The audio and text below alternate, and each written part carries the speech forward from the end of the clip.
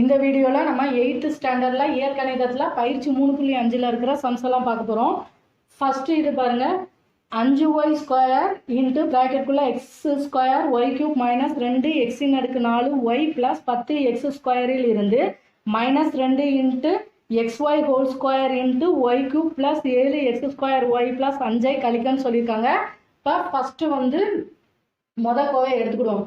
5y² into ப்ராக்கெட்டுக்குள்ளே x² y³ minus 2 x⁴ 4y plus 10x² இருக்கு. இப்போ ஃபஸ்ட்டு 5y² வச்சு உள்ள எல்லாத்தையும் பெருக்கும். 5y² x² y³ பெருக்குனா நமக்கு 5x² y³ கிடைக்கும். ஏன்னா வெளியில் 5 இருக்குது, உள்ள x² y³ முன்னாடி ஒன்றும் இல்லாட்டி 1 இருக்கிறத அர்த்தம். 1 5 பெருக்குனா 5. அடுத்து வெளியில் வந்து எக்ஸுங்கிற மாதிரி இல்லை, உள்ள x² இருக்குது, அந்த x² போடுவோம். அப்புறம் வெளியில் y² இருக்குது, உள்ள y³ இருக்குது. மாறியை பெருக்கும் போது மேலே அடுக்க கூட்டும், அதனால y⁴ 5ன்னு எழுதணும். அடுத்து 5y² -2 x⁴ 4y பெருக்கணும். 1 ப்ளஸ் 1 மைனஸில் இருக்குது, அப்போ நமக்கு கிடைக்கிற மதிப்பு மைனஸில் வரும், மைனஸ் போட்டுருவோம். 5 2 பெருக்கினா 10, y² x⁴ 4y பெருக்கும்போது நமக்கு x⁴ 4y³ வரும். அடுத்து ப்ளஸ் 10x², ரெண்டு இடத்துலையும் ப்ளஸ் இருக்கிறதுனால ப்ளஸில் தான் மதிப்பு வரும். 5ஐயும் 10ஐயும் பெருக்கும்போது 50, y² x² பெருக்கும்போது x² y² வரும். அடுத்து கழிக்கன்னு சொல்லியிருக்காங்க சம்மில், அதனால் மைனஸ் சிம்பிள் போடுவோம். அதுக்கடுத்து ரெண்டாவது கோவையை பாருங்கள், -2 அடுத்து இன்ட்டு xy² இருக்குது. இந்த -2 வச்சு xy² பெருக்கணும். இப்போ xy² எப்படி எழுதுவோம், x² y² எழுதுவோம். இப்போ -2 வச்சு x² y² பெருக்கும்போது நமக்கு -2 x² y² கிடைக்கும். இன்ட்டு ப்ராக்கெட்டில் கொடுத்தது அப்படியே எழுதிக்கிடுவோம், y³ plus 7x² y plus 5. இப்போ அடுத்த ஸ்டெப்லாம் நம்ம இந்த -2 x² y² வச்சு ப்ராக்கெட் உள்ளதை பெருக்க போகிறோம். இப்போ -2 x² y²வையும் y³ பெருக்கும்போது நமக்கு மைனஸில் மதிப்பு வரும். ஏன்னா 1 மைனஸ் 1 ப்ளஸ்ஸாக இருக்கனால மைனஸில் வரும். 2ஐயும் 1ஐயும் பெருக்கினா -2. அடுத்து x² அப்படியே போட்டுருவோம், y² y³ பெருக்கும்போது y⁴ 5ன்னு வரும். அடுத்து வெளியில் மைனஸ் சிம்பிள் இருக்குது, உள்ள ப்ளஸ், மைனஸையும் ப்ளஸ்ஸையும் பெருக்கினா மைனஸ் சிம்பிளில் வரும். அடுத்து 2ஐயும் 7ஐயும் பெருக்கினா 14, x² x² பெருக்கினா x⁴ 4, y² y பெருக்கும்போது y³ கிடைக்கும். அடுத்து ப்ளஸ்ஸையும் மைனஸையும் பெருக்கினா மைனஸ்னு வரும். ப்ளஸ் 5 -2ங்கும்போது நமக்கு -10ன்னு எழுதுவோம். x² y² வெளியில் இருக்குது, உள்ள ஒன்றும் இல்லாட்டி 1 இருக்கிறதா அர்த்தம். அப்போ நமக்கு -10 x² y² எழுதுவோம். இதுதான் நமக்கு கிடைச்சிருக்க ரெண்டாவது கோவை.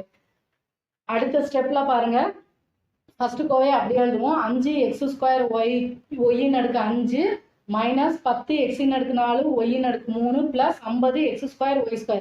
அடுத்து மைனஸ் சிம்பிளை வச்சு இப்போ நம்ம கண்டுபிடிச்சிக்கோம்ல, ரெண்டாவது கோவையெல்லாம் பெருக்கி வச்சுக்கோம்ல, அதை பெருக்கணும். மைனஸை வச்சு -2 x² y⁴ 5 பெருக்கும்போது நமக்கு ப்ளஸ் 2 x² y⁴ 5ன்னு கிடைக்கும்.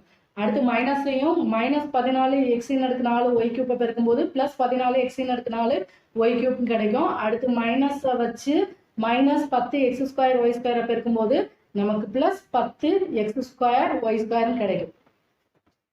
அடுத்து பாருங்க, ஒத்த உறுப்பா கூட்டிக்கலாம் கழிச்சுக்கலாம். ஃபஸ்ட்டு இதுவும் நாலாவது இதுவும் நமக்கு ஒத்த உறுப்பா இருக்கு. இப்போ அதை கூட்டினோம்னா 5x² y⁴ 5ஐயும் 2x² y⁴ 5ஐயும் கூட்டினா நமக்கு 7x² y⁴ 5ன்னு கிடைக்கும். அடுத்து ரெண்டாவது இருக்கிறது -10 x⁴ 4 y³. இதே இது அஞ்சாவது இருக்கிறதும் x⁴ 4 y³ இருக்கு. இப்போ இது ஒத்த உறுப்பா இருக்கும்போது கூட்டிக்கலாம் கழிச்சுக்கலாம். ஒன்று -10ன்னு இருக்குது, இன்னொன்று வந்து +14. அப்போ கழிச்சோம்னா நமக்கு 4 x⁴ 4 y³ கிடைக்கும். அடுத்து பாருங்கள், x² y² வந்து ஒத்த உறுப்பாக இருக்குது. ஒன்றில் வந்து 50 x² y² இருக்குது, இன்னொன்று 10 x² y² இருக்குது. இதை ரெண்டையும் கூட்டினோம்னா நமக்கு +60 x² y² வரும். அப்போ நமக்கு கடைசியாக கிடைக்கிற ஆன்சர் வந்து 7x² y⁴ 5 plus 4 x⁴ 4 y³ plus 60 x² y² வரும். அடுத்து ரெண்டாவது பெருக்குக பாருங்க, 4x² ப்ளஸ் 9 மற்றும் 3x - 2. இப்போ பெருக்குகள்னா எப்படி எழுதுவோம், 4x² ப்ளஸ் 9 இன்ட்டு 3x - 2ன்னு எழுதுவோம்.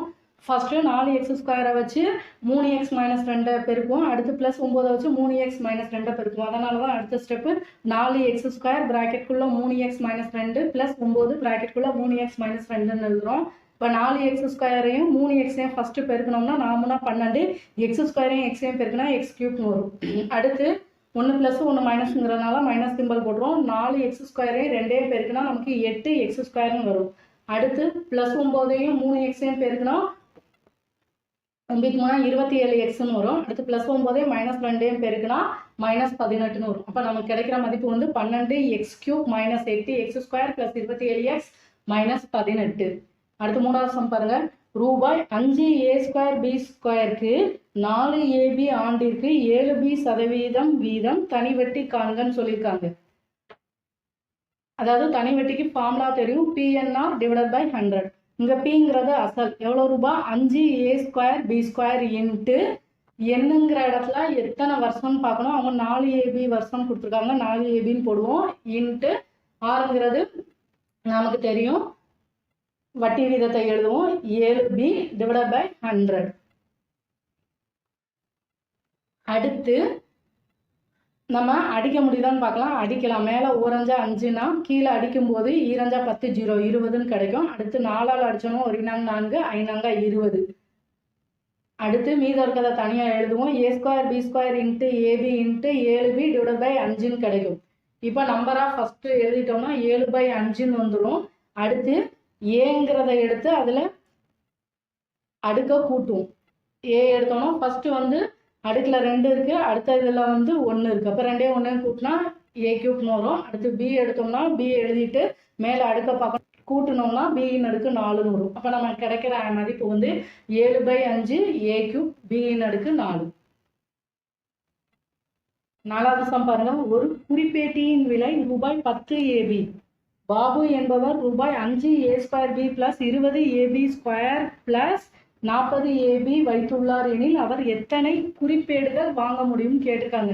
இப்போ எடுத்துக்காட்டுக்கு ஒரு மாம்பழத்தோட விலை வந்து 5 ரூபான்னா ஒருத்தங்க கிட்ட 100 ரூபா இருக்குன்னா எத்தனை மாம்பழம் வாங்கணும்னா 100 ரூபாயிலிருந்து ஒரு மாம்பழத்தோட விலையை நம்ம வகுப்போம்.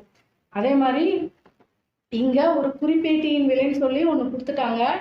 பாபுங்கிறவங்ககிட்ட ஒரு அளவு அமௌண்ட் இருக்குன்னு சொல்லிட்டாங்க. எத்தனை குறிப்பேடுகள் வாங்க முடியும்னு கேட்டிருக்காங்க. அப்போ அமௌண்ட்டு / ஒரு குறிப்பேட்டியின் விலைன்னு எழுதுவோம். அப்போ நம்ம எப்படி எழுதுவோம்னா 5a²b + 20ab² + 40ab / 10abன்னு எழுதுவோம்.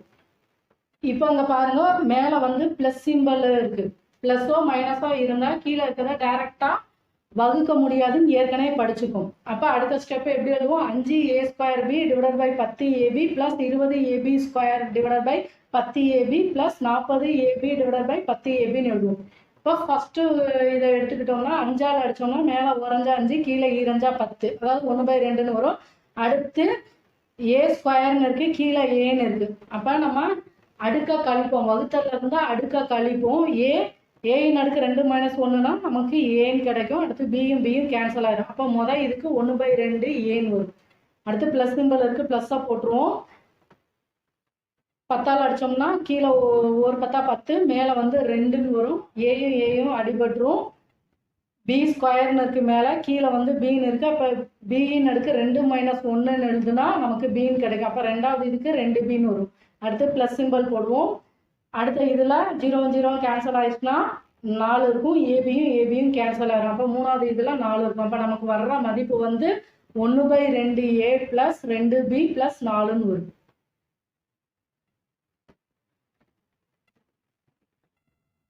அடுத்து 5வது சம் பாருங்க. காரணிப்படுத்துகன்னு சொல்லி 7y² - 19y - 6ன்னு கொடுத்துருக்காங்க. y² முன்னாடி 7ன்னு இருக்குது, அதை வந்து ஸ்கொயர் மதிப்பில் மாற்ற முடியாது. 7 கடைசி -6ன்னு இருக்குது, 6ஐயும் ஸ்கொயர் மதிப்பில் மாற்ற முடியாது. அப்போ இது வந்து ax² + bx + cங்கிற ஃபார்மேட்டில் இருக்குது.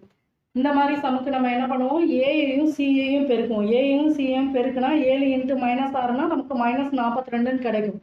இப்போ அந்த -42 எடுத்துக்கிட்டு ஏதாவது 2 காரணியை கண்டுபிடிக்கணும். அதை பெருக்குனா நமக்கு -42ன்னு வரணும். அதை கூட்டுனா நமக்கு இந்த நடுவில் பிங்கிற மதிப்பு கிடைக்கணும், -19 கிடைக்கணும். அப்போது பெருக்கெல்லாம் மைனஸ் சிம்பிள் இருக்குது, நடுவுலையும் மைனஸ் இருக்கு. அப்போ பெருக்கும் போது ஏதாவது ஒரு நம்பரு மைனஸில் தான் இருக்கும், அதுவும் பெரிய நம்பராக தான் இருக்கும். அப்போ நம்ம 21ஐயும் 2ஐயும் பெருக்குனா, அதாவது -21ஐயும் 2ஐயும் பெருக்குனா நமக்கு -42ன்னு கிடைக்கும். இந்த -21ஐயும் +2ஐயும் கூட்டினா நமக்கு நடுவில் இருக்க -19 கிடைச்சிடும். அதனால தான் அடுத்த ஸ்டெப்பு 7y² -21y + 2y -6ன்னு எழுதியிருக்கோம். அடுத்து நம்ம ஃபஸ்ட்டு 2 இதை எடுத்து அதில் 7y பொதுவாக வெளியில் எடுத்தோம்னா ப்ராக்கெட்டுக்குள்ளே y - 3ன்னு வரும். அதாவது 7y² / 7yனா 7 கேன்சல் ஆயிரும். y அடுக்கு 2 - 1னா y கிடைக்கும். அடுத்து -21y / 7yனா y கேன்சல் ஆயிரும். 7 -3ன்னு வரும். அதனால தான் 7y ப்ராக்கெட்டுக்குள்ளே y - 3ன்னு எழுதியிருக்கோம். அடுத்து +2 பொதுவாக வெளியில் எடுக்கணும். 3வது உறுப்புலையே 4வது உறுப்புலையும் +2 பொதுவாக வெளியில் எடுத்தோம்னா ப்ராக்கெட்டுக்குள்ளே நமக்கு +2y / 2னா 2 கேன்சல் ஆகி ஒய்ன்னு கிடைக்கும். அடுத்து -6 / 2னா -3ன்னு வரும். இப்போ 2 இதுலையுமே y - 3 வந்து பொதுவாக இருக்குது, அதை பொதுவாக வெளியில் எடுத்துருவோம். y - 3ன்னு எழுதுவோம். இன்ட்டு மீதம் இருக்கிறது 7y + 2ன்னு எழுதுவோம். அப்போ இதோட காரணிகள் வந்து y - 3 இன்ட்டு 7y + 2. அடுத்து 6வது சம் பாருங்க, கொஞ்சம் பெருசாக இருக்கும், ஆனால் ஈஸியான சம்ம வாசிக்கேன். ஒரு வீட்டிற்கு மின் கம்பி இணைப்பு கொடுக்க எவ்வளவு நீள கம்பி தேவை என்பதை தீர்மானிக்க 4x² + 11x + 6 என்ற கோவையை ஒப்பந்ததாரர் பயன்படுத்துகிறார். அதாவது அவர் வந்து 4x² + 11x + 6ங்கிற கோவையை பயன்படுத்துகிறாங்க. இந்த கோவையானது அவ்வீட்டில் உள்ள அறைகளின் எண்ணிக்கை மற்றும் வீட்டில் உள்ள மின் பகிர்மான புள்ளிகள், அதாவது அவுட்லெட்ஸ் ஆகியவற்றின் பெருக்கு தொகையாகவும் சொல்லியிருக்காங்க. அதாவது இந்த 4x² + 11x + 6ங்கிற கோவை வந்து அறைகளின் எண்ணிக்கை இன்ட்டு வீட்டில் உள்ள மின் பகிர்மான புள்ளிகள் அப்படின்னு சொல்லியிருக்காங்க. அடுத்து அவங்க அறைகளின் எண்ணிக்கை கொடுத்துட்டாங்க x + 2. அப்ப எத்தனை மின் பகிர்மான புள்ளிகள் உள்ளனங்கிறத கண்டுபிடிக்க சொல்லியிருக்காங்க. இப்போ சம்ல இருந்து நம்ம எடுத்து எழுதும்போது 4x² + 11x + 6ன்னு எழுதிடுவோம். இது வந்து அறைகளின் எண்ணிக்கையும் மின் பகிர்மான புள்ளிகளின் எண்ணிக்கையோட பெருக்கணும்னு சொல்லிட்டாங்க. பெருக்கின மதிப்பு தான் இந்த கோவைன்னு சொல்லிட்டாங்க. அதனால தான் நம்ம 4x² + 11x + 6 = x + 2ன்னு எழுதிருக்கோம். அதாவது அறைகளின் எண்ணிக்கை கொடுத்துட்டாங்க, x + 2 இன்ட்டு இந்த மின் பகிர்மான புள்ளிகள் தான் கண்டுபிடிக்கணும். அதனால மின் பகிர்மான புள்ளிகள் எழுதியிருக்கோம். இப்போ நம்ம கணக்கில் கேட்டதும் மின் பகிர்மான புள்ளிகள் தான் கேட்டிருக்காங்க. மின் பகிர்மான புள்ளிகள் அப்படியே வச்சுட்டு பெருக்கல்ல இருக்க x + 2 ஈக்குவலுக்கு அங்கிட்டு போகும்போது வகுத்தல்லாம் மாறும். அதனால தான் அடுத்த ஸ்டெப்பு 4x² + 11x + 6 / x + 2ன்னு எழுதுவோம். இப்போ இந்த 4x² + 11x + 6 காரணிப்படுத்தணும். காரணிப்படுத்தினாதான் நமக்கு கீழே இருக்க x + 2 வந்து கேன்சல் பண்ண முடியும். இப்போ காரணிப்படுத்தும் போது கடைசி வந்து 6ன்னு இருக்கு, அதை வந்து ஸ்கொயர் மதிப்பாக மாற்ற முடியாது. அப்போ இதை வந்து ax² + 3x + cங்கிற ஃபார்மேட்டில் தான் காரணிப்படுத்தணும். இப்போ ஏயையும் சியையும் முதல் பெருக்குவோமா, 4ஐயும் 6ஐயும் பெருக்கும்போது 24ன்னு கிடைக்கும். இப்போ இந்த 24க்கு 2 காரணி கண்டுபிடிக்கணும். அதை கூட்டுனா நமக்கு 11 கிடைக்கும். இப்போ 8ஐயும் 3ஐயும் எடுத்தா மட்டும்தான் அதை கூட்டுனா நமக்கு 11ன்னு கிடைக்கும். அதனால வலது சைடில் பாருங்க 4x² + 8x + 3x + 6ன்னு எழுதியிருக்கோம். ஏன்னா இந்த 8ஐயும் 3ஐயும் பெருக்குனா 24ன்னு கிடைக்கும். 8ஐயும் 3ஐயும் கூட்டுனா நமக்கு நடுவில் இருக்கிற 11 கிடைச்சிடும். இப்போ ஃபர்ஸ்ட் 2 இதை எடுத்தோம்னா அதில் 4x பொதுவாக வெளியில் எடுக்கும். 4x பொதுவாக வெளியில் எடுத்தோம்னா ப்ராக்கெட்டுக்குள்ள x + 2ன்னு வரும். ஏன்னா 4x² / 4xனா 4 கேன்சல் ஆயிரும். x அடுக்கு 2 - 1னா xன்னு கிடைக்கும். அடுத்து ப்ளஸ் 8x / 4xனா x கேன்சல் ஆயிரும். 1 4 மேலே 2 8 2 மீதம் இருக்கும். அதனால தான் ஃபர்ஸ்ட் இதில் வந்து 4x ப்ராக்கெட்டுக்குள்ள x + 2ன்னு இருக்கு. அடுத்து 3வது 4வது உறுப்பை எடுக்கும்போது பொதுவாக 3 வெளியில் எடுப்போம். 3 வெளியில் எடுத்தோம்னா நமக்கு ப்ராக்கெட்டுக்குள்ள x + 2ன்னு கிடைக்கும். இப்போ 2 இதுலையுமே x + 2 பொதுவாக இருக்கு, அதை பொதுவாக வெளியில் எடுத்தோம்னா x + 2ன்னு எழுதுவோம். இன்ட்டு மீதம் இருக்கதா 4x + 3ன்னு எழுதுவோம். இப்போ நம்ம இதை இடது சைடில் பாருங்க, 4x + 3 இன்ட்டு x + 2ன்னு எழுதிடுவோம். / x + 2ன்னு எழுதுவோம். இப்போ x + 2 x + 2 கேன்சல் ஆயிரும். மீதி இருக்கிறது 4x + 3ன்னு இருக்கும். அப்போ இதுதான் மின் பகிர்மான புள்ளி. சம்மு பார்க்க தான் பெருசாக இருக்கும், ஆனால் ரொம்ப ரொம்ப ஈஸியான சம். ஒரு தடவைக்கு 2 தடவை வாசித்தீங்கனாலே ஈஸியாக புரிஞ்சுடும். அடுத்து 7வது சம் பாருங்க.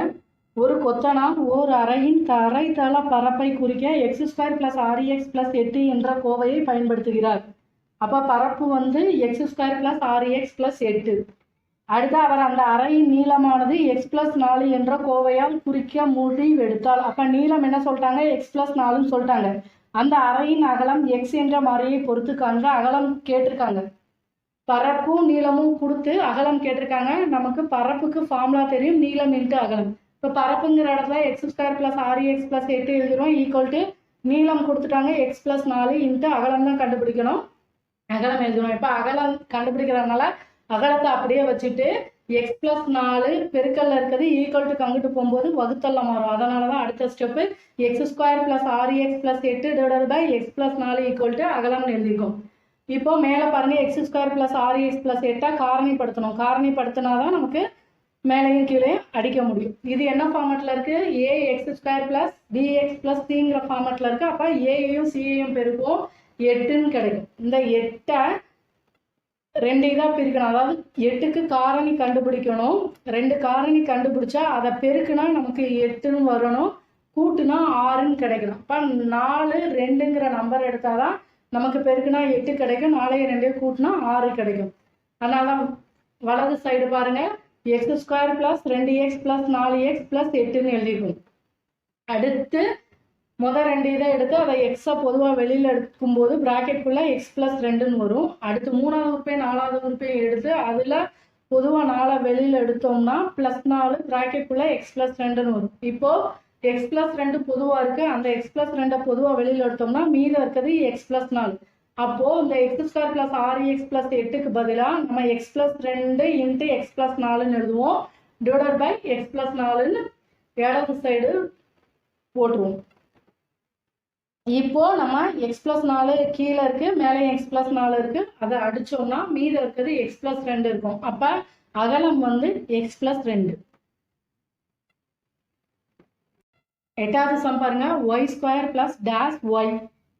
புக்கில் வந்து எக்ஸ்ன்னு கொடுத்துருக்காங்க, y தான் வரும், +56 equal to y + 7 into y + -ன்னு கேட்டிருக்காங்க. இப்போ அந்த டேஷ்ங்கிற இடத்துல என்ன வருதுன்னு கண்டுபிடிக்கணும்.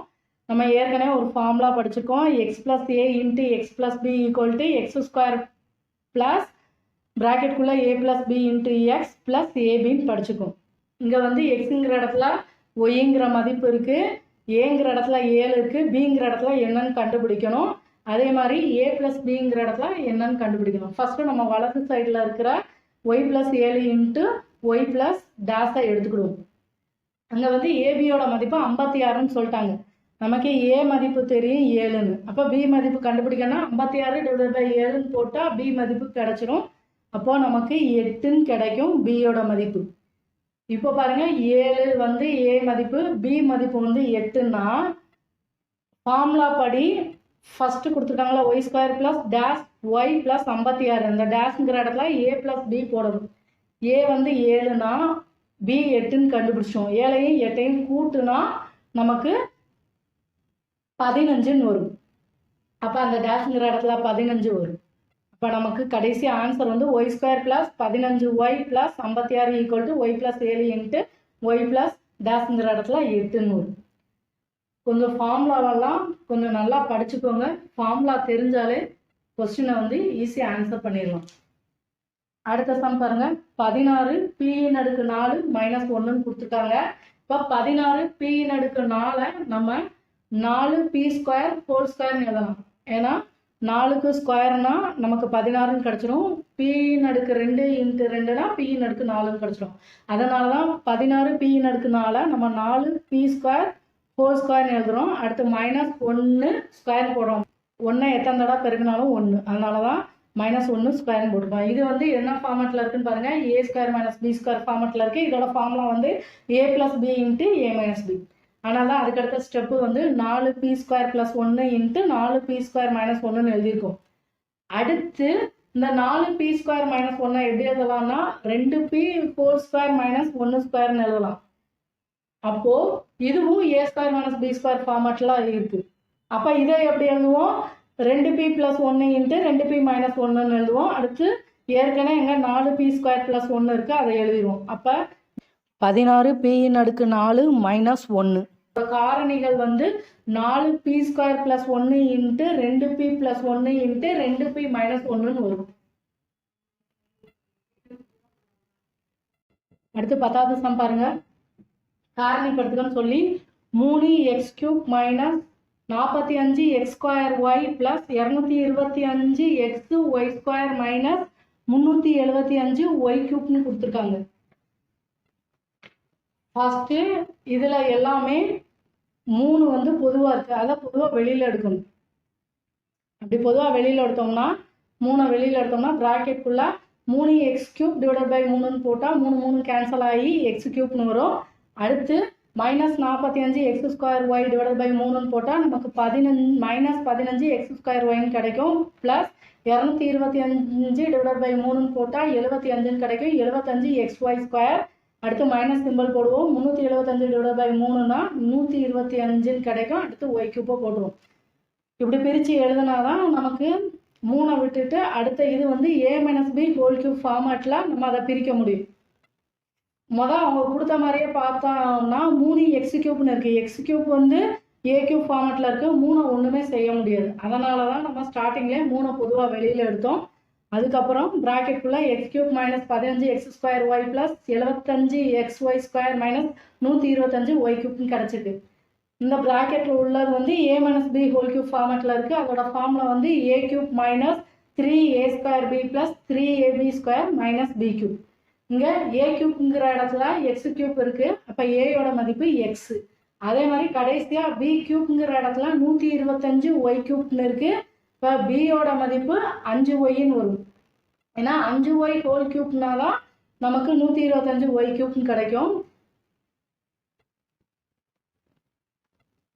அடுத்து பாருங்க, நம்ம இது கரெக்டானு செக் பண்ணுவோம். ஏயும் பியும் மதிப்பு வந்து கரெக்டானு செக் பண்ணுவோம். நடுவில் பாருங்க, ரெண்டாவது உறுப்பில் -3a²bன்னு இருக்கு. அதை எடுப்போம். -3 அப்படியே போட்டுருவோம்.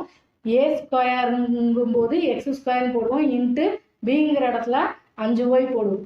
இப்போ -3 5 பெருக்குனா -15. அடுத்து x² y போடுவோம். நமக்கு -15x² y வந்திருக்கு. சம்மில் நம்ம கண்டுபிடிச்ச இடத்துலயே -15x² y வருது. அடுத்து மூணாவது வந்து 3ab² ஃபார்மேட்டில் இருக்குது. 3 அப்படியே போட்டுருவோம். இன்ட்டு ஏங்கிற இடத்துல x போடுவோம். இன்ட்டு b²ங்கிற இடத்துல 5y² போடுவோம். 5y² போடக்கூடாது, 5y² தான் போடணும். ஏன்னா அந்த ஸ்கொயர் வந்து 5க்கும் வரும், ஒய்க்கும் வரும். இப்போ 3x பெருக்குனா 3x இன்ட்டு 5y² மதிப்பு 25y² வரும். இப்போ 3 25 பெருக்குனா நமக்கு 75. அடுத்து எக்ஸும் y² பெருக்குனா xy². அப்போ மொத்தமாக 75xy² வரும். அங்கே மூணாவது உறுப்புலையும் 75xy² தான் இருக்குது. அப்போ ஏயோட மதிப்பு x தான், பியோட மதிப்பு 5y தான். இப்போ நம்ம அடுத்த ஸ்டெப்ல 3 ஏற்கனவே பொதுவாக வெளியில் எடுத்துருக்கோம்ல, அந்த 3 எழுதிட்டு இந்த x³ - 15x² y + 75xy² - 125y³ பதிலாக x - 5y³ போடுவோம். அதுக்கடுத்து காரணிகள்ங்கிறதுனால 3 அப்படியே வச்சுட்டு x - 5y³ இருக்கிறதுனால நம்ம x - 5y 3 தடவை எழுதுவோம். அப்போ நமக்கு கடைசியாக கிடைக்கிற மதிப்பு வந்து 3 × x - 5y × x - 5y × x - 5y.